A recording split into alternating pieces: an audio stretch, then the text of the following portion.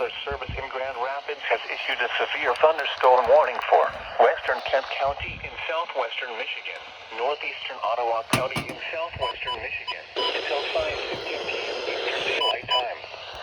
At 4:26 p.m. Eastern Daylight Time, a severe thunderstorm was located near Wyoming, or 7 miles south of Grand Rapids, moving north at 40 miles per hour.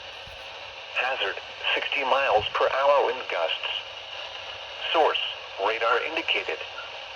Impact, expects damage to roofs, siding, and trees.